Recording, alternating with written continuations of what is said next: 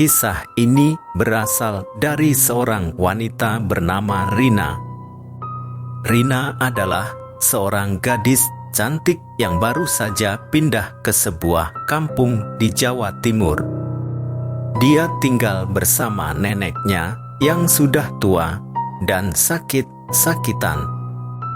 Rina tidak tahu bahwa kampung itu terkenal dengan praktik santet, yaitu ilmu hitam yang bisa menyakiti orang dengan menggunakan benda-benda seperti jarum, boneka, atau tali.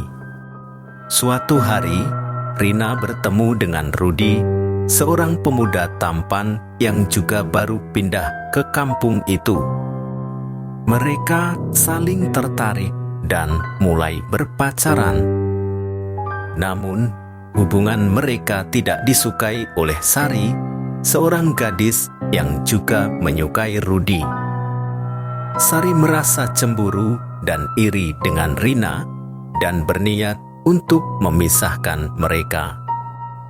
Sari pergi ke rumah Mbah Karto, seorang dukun yang terkenal dengan ilmu santetnya. Dia meminta Mbah Karto untuk menyantet Rina dengan menggunakan tali gaib, yaitu sebuah tali yang bisa mengikat dan mencekik leher korban tanpa terlihat oleh mata manusia. Mbah Karto setuju dengan syarat Sari harus membayar mahal dan memberikan sehelai rambut Rina sebagai media. Sari berhasil mendapatkan rambut Rina dengan cara mencuri sisirnya saat Rina sedang mandi di sungai. Dia kemudian membawa rambut itu ke Mbah Karto dan menyerahkan uang yang diminta. Mbah Karto mengambil sebuah tali hitam dari lemari kayunya dan mengikatkan rambut Rina di salah satu ujungnya. Dia lalu mengucapkan mantra-mantra sambil menggerakkan tangannya. Tali gaib ini akan mengikuti Rina kemanapun dia pergi. Tali ini akan menjerat lehernya saat dia sedang tidur atau sendirian. Tali ini akan membuatnya sesak napas dan menderita hingga mati. Tapi jangan khawatir, tali ini tidak akan terlihat oleh siapapun selain kita berdua. Sekarang pergilah dan lihatlah hasilnya besok. Sari pulang dengan perasaan senang dan puas. Dia berharap Rina akan mati segera dan dia bisa merebut Rudi dari tangannya. Dia tidak tahu bahwa apa yang dia lakukan adalah sebuah kesalahan besar yang akan membawa bencana bagi dirinya sendiri. Malam itu, Rina tidur dengan tenang di kamarnya.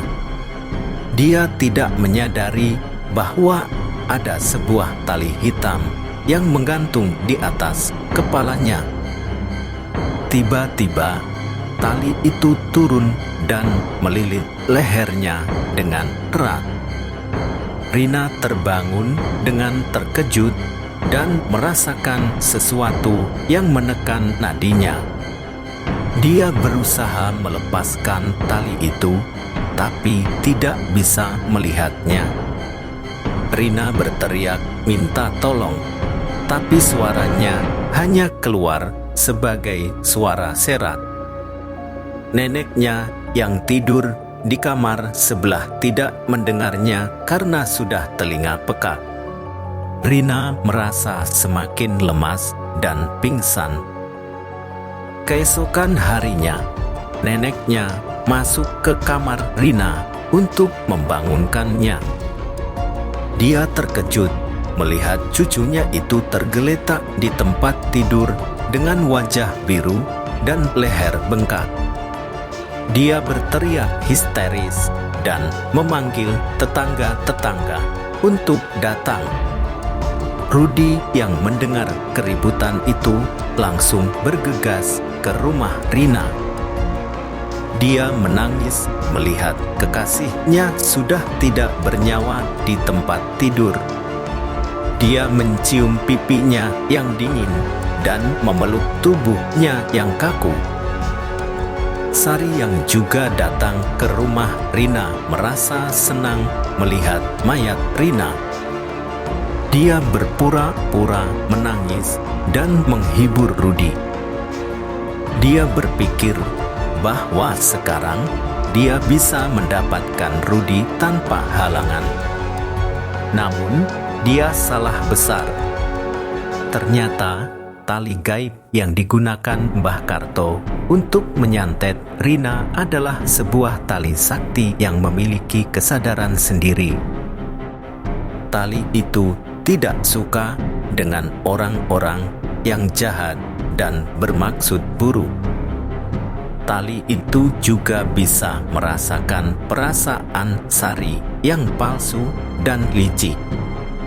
Tali itu memutuskan untuk membalas dendam kepada Sari. Tali itu meninggalkan rumah Rina dan mengikuti Sari ke rumahnya. Tali itu menunggu saat yang tepat untuk menyerang. Malam itu, Sari tidur dengan tenang di kamarnya. Dia bermimpi tentang Rudi yang mencintainya dan memeluknya.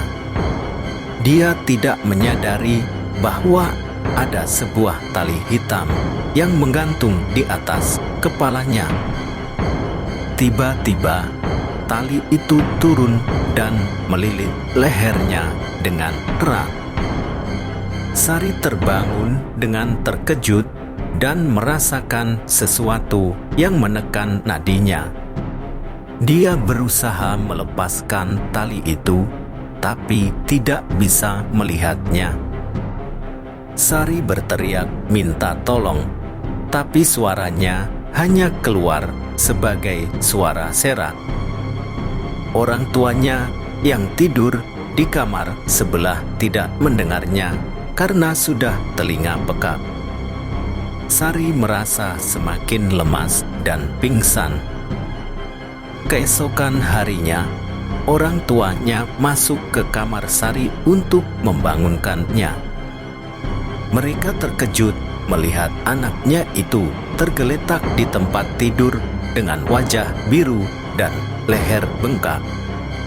Mereka berteriak histeris dan memanggil tetangga-tetangga untuk datang.